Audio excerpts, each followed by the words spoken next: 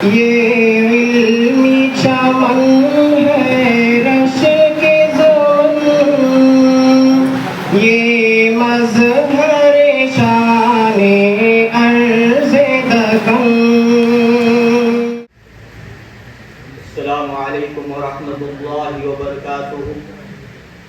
الحمد للہ وکفی وسلام علی عبادہ الذین اصطفی، اما بعد، اعوذ باللہ من الشیطان الرجیم، بسم اللہ الرحمن الرحیم۔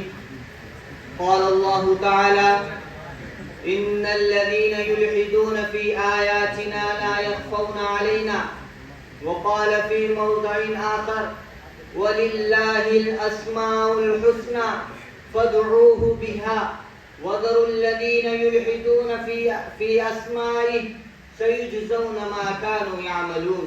صدق اللہ العظیم۔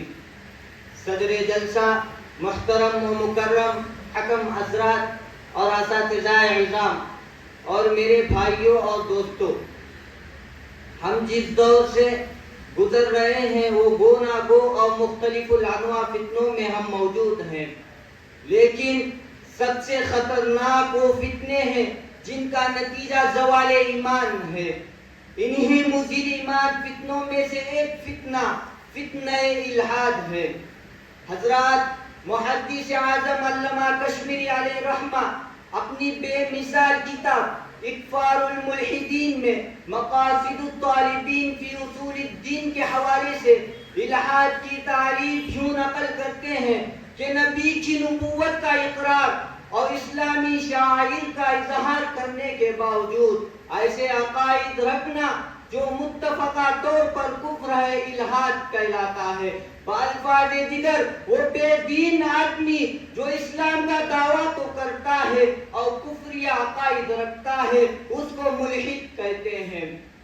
لیکن مرور زمانے کے ساتھ الحاد کی بدلتی شکلیں، ایتھیزم اور لادریت، ایگنوسٹکزم اور ڈیزم کو سامنے رکھا جائے تو یوں معلوم ہوتا ہے کہ مذاہب کے انکار کا نام الحاد ہے، خدا کے وجود کے انکار کا نام الحاد ہے، خدا کے منتظم کائنات ہونے کے انکار کا نام الحاد ہے، خدا کے وجود میں تذبذب کا نام الحاد ہے، سائنس کو خدا کا درجہ دینا الحاد ہے، مادہ پرستی و عقل پرستی کا نام الحاد ہے، نفس کو وحی کے قائم مقام ماننا الحاد ہے۔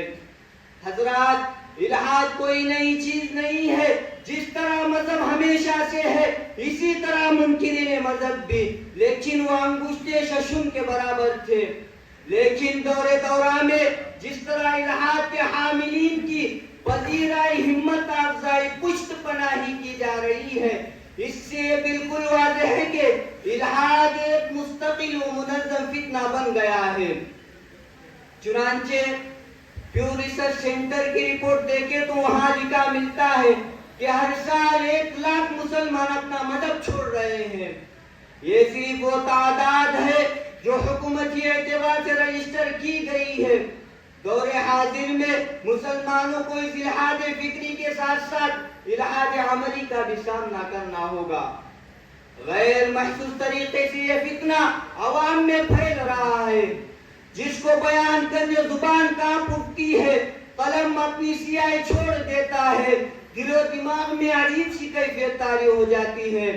عزیزان گرامی، میں پوچھنا چاہتا ہوں کہ جس دین میں اطیع اللہ و اطیع الرسول کا حکم ہے، اس کو ماننے والے مذہب سے آزادی کا اعلان کر رہے ہیں، کیا یہ الحاد نہیں ہے؟ جس دین میں وَإِذَا سَأَلْتُمُوهُنَّ مَتَاعًا فَاسْأَلُوهُنَّ مِنْ وَرَاءِ حجاب کا حکم ہے، اس کے ماننے والے مرد و زن کے آزادانہ اختلاط کو ترقی سمجھ رہے ہیں، کیا یہ الحاد نہیں ہے؟ ارے جس دین میں وَلَا تَقْرَبُوا الزِّنَا کہہ کر زنا سے روکا گیا، اس دین کے ماننے والوں میں لیونگ ریلیشن کا رواج آ گیا، کیا یہ الحاد نہیں ہے؟ ارے جس دین میں انما حرم علیکم المیتۃ والدم ولحم الخنزیر کہا گیا، اس دین کے متبعین خنزیر کے گوشت کے سائنٹیفک فوائد بتلا کر حرمت کی دھجیاں اڑانے لگ گئے ہیں، کیا یہ الحاد نہیں ہے؟ جنت میں مردوں کو حوریں تو عورتوں کو کیا؟ طلاق کا حق صرف مردوں کو کیوں، عورتوں کو کیوں نہیں؟ حجاب صرف مرد کیوں پہنے، عورت کیوں نہیں؟ شبہات و الزامات کے ذریعے قرآن و سنت سے بغاوت کر رہے ہیں. کیا یہ الہاد نہیں ہے؟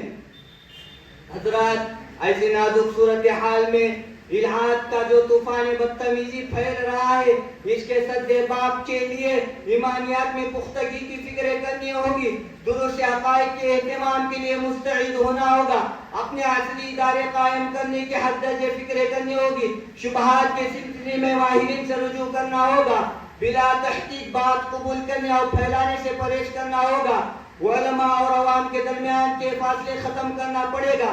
اور آج کا دور جدید سائنس اور ٹیکنالوجی کا دور ہے، اس لیے آج کے لب و لہجے میں اسلام کو پیش کرنا ہوگا اور ہر معاملے میں